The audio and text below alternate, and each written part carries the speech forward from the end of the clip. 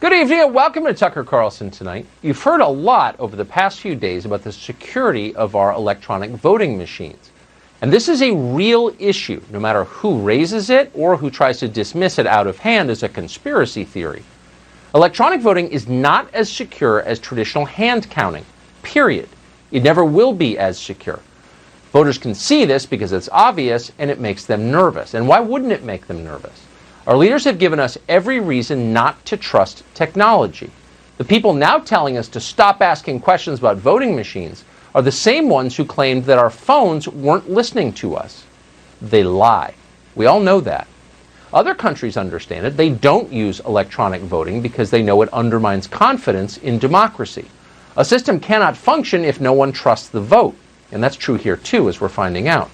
Going forward, we need to find out exactly what happened in this month's presidential election. We need to find out no matter how long it takes the investigation to unfold or how much it costs. And once we get answers from that investigation, we ought to revert immediately to the traditional system of voting, the one that served our democracy for hundreds of years. What we're doing now is not working. That's an understatement. As of tonight, the state of New York still hasn't managed to count the votes in 5 House races thanks to mail-in voting. That's a disaster. Let's stop pretending that it's not. But at the same time, we shouldn't let our focus on voting machines distract us from all that happened earlier this month.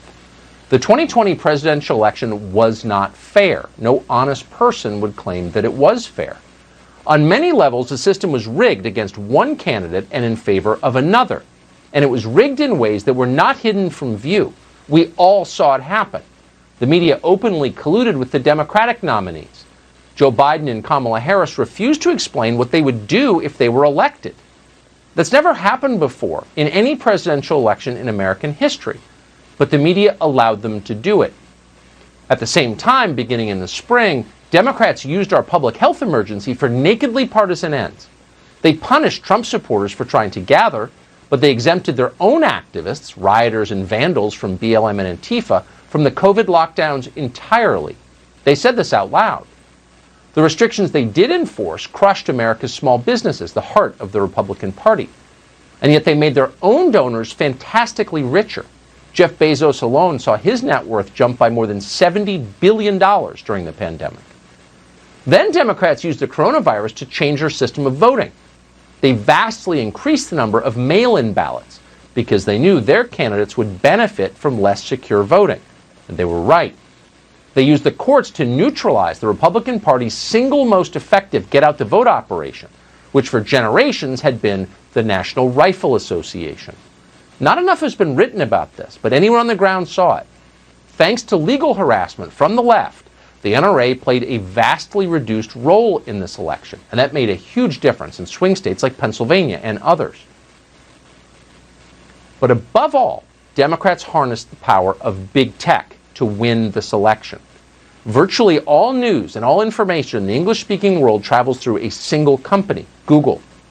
A huge percentage of our political debates take place on Facebook and Twitter. If you use technology to censor the ideas that people are allowed to express online, ultimately you control how the population votes. And that's exactly what they did. They rigged the election in front of all of us, and nobody did anything about it.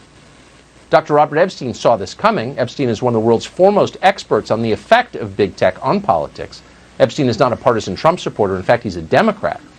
But he believes in democracy, and for years he has warned that Silicon Valley could steal this election. This is what he said when we spoke to him about a year ago. Google and similar companies like Facebook are completely unregulated in the United States, so they can do whatever they please. And if they all work together in 2020 to support the same presidential candidate, which is very likely, and probably it'll be a candidate that I support, by the way, they can shift upwards of 15 million votes with no one knowing that they've been manipulated and without leaving a paper trail for authorities to trace. Dr. Epstein has tracked the effect he says Google has had on this month's presidential election, and he joins us now to explain what he's found. Doctor, thanks so much for coming on. What effect do you think have you measured of big tech on the voting outcome this month? Well, a couple of things that we've looked at so far. First of all, we had 733 field agents in 3 key swing states this year, Arizona, North Carolina, and Florida. And we preserved more than 500,000 ephemeral experiences. That's a lot. That's about 30 times more data than we got in 2016. And we're finding a couple of things that are pretty clear. Number one is that Google's search results were strongly biased in favor of liberals and Democrats. This was not true on Bing or Yahoo. The bias was being shown to pretty much every demographic group we looked at, including conservatives. So in fact, conservatives got slightly more liberal bias in their search results than liberals did. How do you account for that? And then we also found what seems to be a smoking gun. That is, we found a period of days when the vote reminder on Google's homepage was being sent only to liberals. Not one of our conservative field agents received a vote reminder during those days. The good news is, on that 4th day that we were monitoring, we went public with some of our findings, and Google backed off. They literally shut off that manipulation that night, and so for 4 days before the election, they were showing vote reminders to everyone, finally. What effect, and we're thankful that you are apparently the only person monitoring this. It controls our Google single-handedly controls our view of the world, and yet no one seems to care.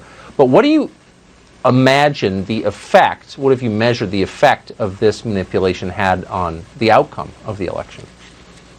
Well, there are multiple manipulations here. We were also monitoring YouTube this time, and Facebook, and Bing, and Yahoo. The bottom line at the moment is that these manipulations, the ones that we've so far quantified, could easily have shifted at least 6 million votes in just one direction. That's the bare minimum at this point that I'm confident of. The maximum, we haven't even begun to estimate that yet because we have so much data to look at. So that's the margin of the election right there. So you're saying that what you feared could happen may indeed have happened, that the manipulations from one company, Google, may have determined the outcome of the presidential election. Well, we've been told this for nearly a year by whistleblowers from Google. We've seen it in leaked documents from Google, leaked videos from Google. There's no question that they set about after the 2016 election to make sure that President Trump, whom I do not support, by the way, to make sure that he is not reelected. And the massive amount of data we've collected is consistent with what the whistleblowers and leaks have been telling us for a long time now. So yes, the answer is yes. So why is this not at the top of the concern of anybody who cares about democracy? Why are we allowing this to happen, do you think? Unfortunately, the answer is pretty obvious. Google literally buys candidates and politicians, and my colleagues, my fellow academics, are often bought by Google with large grants. So, the fact is that if you're a Democrat or you're a liberal, you like what Google and to some extent these other tech companies are doing. You like it. It's to your advantage. The problem, though, is that we don't know who Google is going to be supporting tomorrow. And in fact, in different countries around the world, they don't necessarily support liberals. In some countries, they support conservatives. In China, they've worked with the Chinese government to help surveil and control the Chinese population. This is the story right here. Dr. Epstein, I hope that you get the funding that you need to continue this research. I think it's hard to think of many things more important, and I hope that changes are made immediately. Or this is well, we've moved into Georgia, so we're now monitoring the Georgia runoff. So we're doing our best. I hope that you will. Thank you.